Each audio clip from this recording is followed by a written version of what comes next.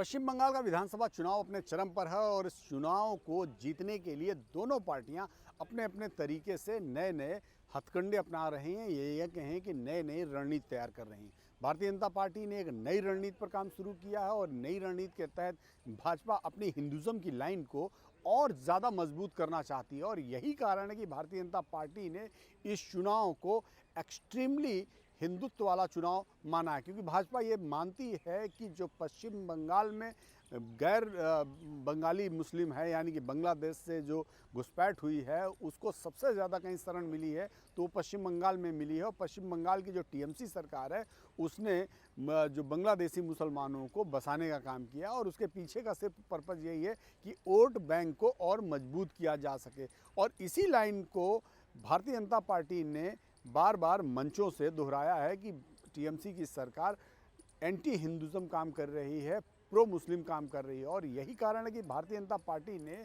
जो अभी तक की जो लिस्ट जारी हुई उनमें 3 प्रमुख जो स्वामी हैं, महाराज हैं, उनको टिकट दिया है। अगर आप बात करें टिकटों की तो उलबेरिया दक्षिण विधानसभा सीट से स्वामी मंगलापुरी, नवद्वीप से श्रुति शेखर गोस्वामी जी और बेहला पूर्व से श्री सुनील महाराज जी को भारतीय जनता पार्टी ने उम्मीदवार बनाया है। 3 अलग अलग आध्यात्मिक गुरु हैं जिनको भारतीय जनता पार्टी ने टिकट दिया है। इसके अलावा भी अगर आप देखें अब तक जो सूची जारी हुई उस सूची में बहुत सारे ऐसे नाम हैं जो एक्सट्रीमली हिंदुज़म की बात करने वाले लोग हैं, या ये कहें कि बिल्कुल कोर कैडर के लोग हैं जो हमेशा से भारतीय जनता पार्टी की लाइन को आगे बढ़ाते रहे और भारतीय जनता पार्टी ही नहीं बल्कि सनातन धर्म की पैरोकारी करते रहें, पैरवी करते रहें। और ये दरअसल भाजपा की लाइन भी यही रही है। भाजपा चाहती भी यही है कि अपनी उस लाइन से वो डिगे नहीं, भाजपा अपनी उस लाइन से हटे नहीं, बल्कि उसको और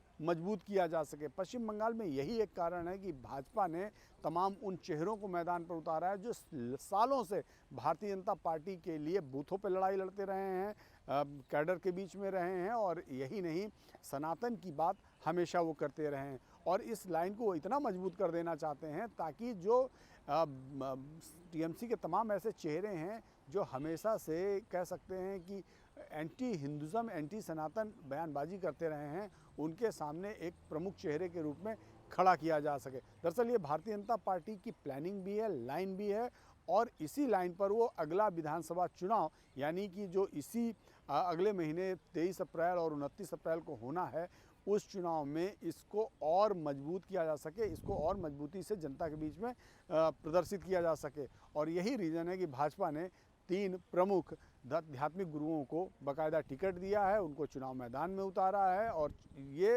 एक्सपेरिमेंट भाजपा पहले भी दूसरे राज्यों में करती रही है। अगर आप देखें तो उत्तर प्रदेश में योगी आदित्यनाथ को चेहरा बनाया गया, योगी आदित्यनाथ को मुख्यमंत्री के तौर पर पेश किया गया। इसके अलावा अगर आप देखें तो राजस्थान में ऐसे कई धर्मगुरु हैं जिनको चुनाव मैदान में उतारा गया। ऐसे ही मध्य प्रदेश में चुनाव मैदान में कई ऐसे धर्मगुरुओं को उतारा गया। लास्ट ईयर जब चुनाव हम देख रहे थे तो लोकसभा चुनाव में भी कई जगह आप देखें तो धर्मगुरुओं को चुनाव मैदान में उतारा गया लोकसभा में।